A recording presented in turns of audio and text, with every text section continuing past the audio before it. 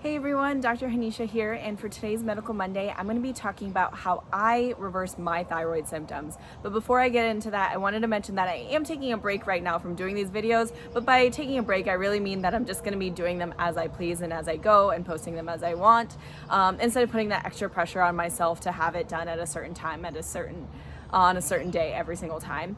And so we'll see how that goes. I'm gonna continue to post. It's just not gonna be as consistent as it has been in the past. But then it's gonna be more as things that I just feel like talking about. And so right now I feel like talking about my thyroid condition and how I reversed it. But before I get into that, I wanted to remind you all to make sure that you go and check out my old episodes, the Mahan Health Podcast. It's on YouTube. It's also on any podcast streaming service. So make sure you go check that out as well. All right, let's get right into it. How did I reverse my thyroid symptoms? Okay, so let's start with like what the potential causes of my thyroid issue. So I have Hashimoto's hypothyroidism, and I was diagnosed about 6 years ago. I apologize. It's been 6 years since I've been diagnosed, and when I was diagnosed, I had a colleague who she was a classmate, I was in med school at the time, who noticed my thyroid was enlarged on a physical exam that we were practicing on one another. And so we went and I went and got my lab work done and found out that I had Hashimoto's hypothyroidism, and my TSH levels were actually just a little out of the normal range, out of the optimal range. But it wasn't anything too extreme, nothing that any conventional doctor would have ever prescribed medication for or anything like that. But I did have a lot of antibodies. So I had a lot of thyroid peroxidase antibodies, and so TPO antibodies. And with those antibodies, I had about 960. And the allowed amount to be considered normal is actually 34. So I had 960 and the normal amount was 34. And so it's definitely way out of the range. I also did an ultrasound on my thyroid, found out that a lot of my thyroid had already been degenerated. We call it like the Swiss cheese-like formation, which meant that a lot of the thyroid was just gone. And will never regenerate again. And so that was kind of the time where I realized that I needed to make some changes so that I don't get to a point where my thyroid is completely obliterated and then I need to remove it and be on medication for the rest of my life. And so that's when I started making changes. And so let's start with what actually could have led to that.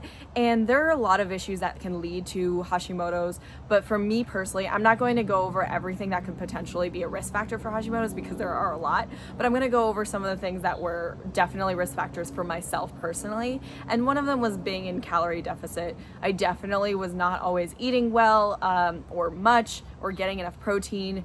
While I was in college, I was eating a lot of hummus and pita and milk and cereal. Not an optimal diet at all. So I was doing a lot of that and not eating much in general.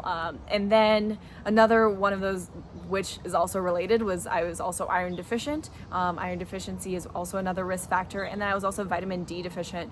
The normal ranges for vitamin D are from 30 to 100. And optimal ranges for people of color like myself is actually from 80 to 100. So I should be at 80, normal conventional is 30, my levels were at 7. So I was definitely extremely vitamin D deficient, and that was definitely a factor. Another thing that also may have contributed to my thyroid condition was my adrenals.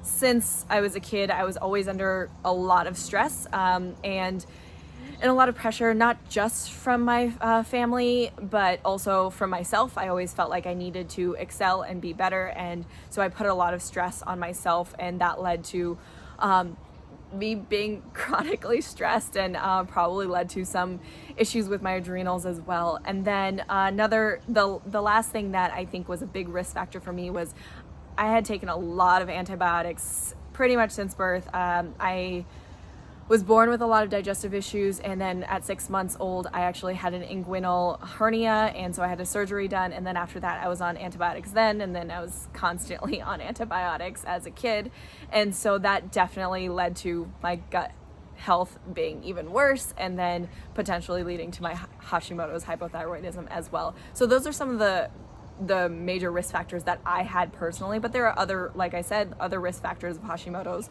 like different viruses or bacteria like EBV or Lyme and things like that that can also exacerbate, or celiac disease. So all of these things can be risk factors. And so for me, those were the main things. And so what I started to do, the first thing I did was I went on a gluten-free diet. And within just a few months, my antibodies started to go down after going completely gluten-free. Went from 960 to about 700. And so within a few months, so definitely some improvement there. And then I started to go dairy free. And then what was most difficult was going sugar free as well. And now I went completely, I went completely sugar-free, where I didn't have anything other than maybe 2 fruits a day as my sugar intake. And by maybe, I mean I definitely did that because I was highly addicted to sugar. So that was kind of the cleanse I did. But then now I do have some like honey and maple syrup and some coconut sugar and things like that occasionally whenever I have baked goods, but I definitely avoid refined sugars as often as possible, pretty much 99% of the time. But I also avoid gluten 99.9% of the time as much as I can, and then I avoid dairy as well, and that would probably be like 80% because that one's been a little bit more difficult and challenging for me, but I've been a little bit more consistent with it recently. But so those were some of the foods that I eliminated, but what I did add was I was actually a vegetarian, and this also was probably contributing to both the iron deficiency as well as the calorie deficit. And so I added some seafood into my diet, and then eventually added a little bit of red meat or wild meat in general. So a little bit of turkey, lamb, goat, things like that. I do try to avoid any sort of conventionally processed meats. So things like beef or pork, even chicken, they're just highly processed. And so I do avoid those in general. But I still don't really eat that much meat. I will have more seafood than red meat or even lean meats in general. So those are some of the things I did with my diet to make some changes. But then other things that I did was definitely some lifestyle changes. I was always going on and off with my workouts. Now I started to be way more consistent because I noticed I felt better whenever I did workout. So now I am active every single day. I have to do at least something, whether it's yoga, Pilates, bar, high intensity interval training. It doesn't matter. Like I'm doing something, strength training, running, whatever it is, I'm doing something active at least once a day. And then I'm staying more active throughout the day, walking and things like that as well. But I'm doing some sort of like workout at least once a day in the morning. And then also incorporating yoga as a weekly practice, not daily, but also daily. I do at least 10 to 15 minutes of yoga every morning, or some sort of stretching and breathing exercises every morning. And then also incorporating some meditation, setting boundaries for myself. All these lifestyle changes that I made were significant. And so yeah, I started setting boundaries for myself. Like taking this break right now is a way of setting boundaries and being like, okay, if I feel like making a video, I'll make a video. If I don't, I won't. I'm not going to put that external pressure or internal pressure on myself to make these things happen if it's not serving me and my health. And so those were some of the things that I did. Also, I watched the sunrise and get out in nature and forest bathe. All of these things that have helped support my adrenal glands, then to help reverse my thyroid symptoms and my constant symptoms of like fatigue and things like that, were extremely important. And then of course, lastly, I did herbal medicine. I took a lot of herbal medicine and supplements. So some of the herbal medicines that I incorporated into my life, especially in the beginning, were a lot of adaptogens, some bitters for my digestive health, and then also anti-inflammatory herbs like turmeric had become kind of a staple for me and in my life. And then in terms of supplementation, selenium, zinc, tyrosine, all of these, iodine, getting enough of all of these is very, very important to support your thyroid gland. So I started to incorporate all of these. Of course, I was supplementing with vitamin D and iron as well because I was deficient. I also started supplementing with NAC, which is the precursor to glutathione, or our body's most powerful antioxidant. And that was absolutely crucial and imperative to my health. And then I also added B complex, a fish oil, and then magnesium as well. And I was taking probiotics for quite some time consistently as well. And so those were just a few of the things, but I also was doing certain supplements like Ultra Inflamax for a really long time to help really support my digestion, which of course everything is connected. So supporting my gut health was also supporting my thyroid health as well.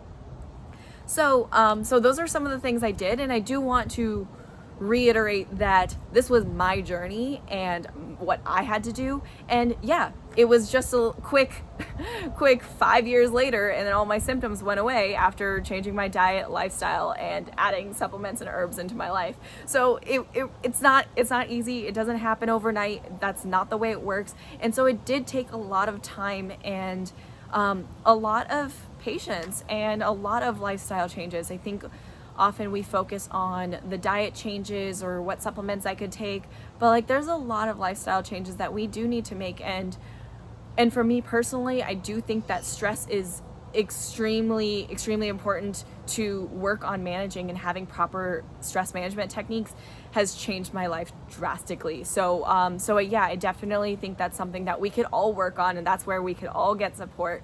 But otherwise, some of the things are a little bit more geared towards me personally. So this is not to recommend what to do if you have any thyroid conditions like Hashimoto's.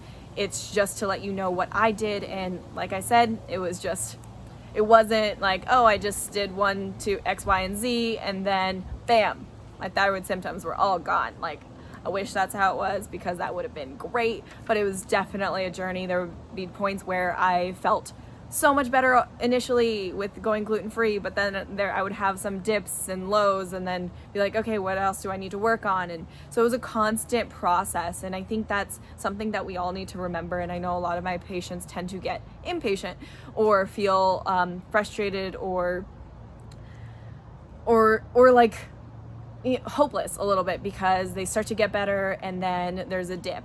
And that is absolutely normal, because healing is a journey that is not linear. So we need to remember that. And that's what I'm here to help support you all do. And that's why I'm doing this video, because this was a really commonly asked question. And so I figured I might as well answer the question on like what I did to help reverse my thyroid symptoms. And so I hope this was helpful.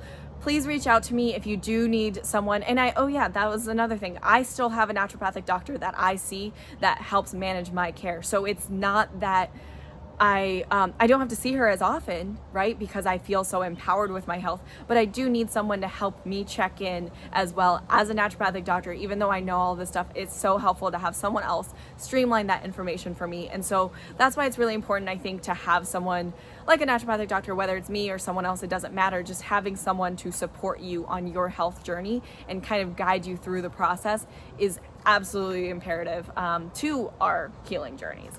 So like I said, I hope that was helpful and informative, and I'm wishing you all Mahan health, and I will see you next time.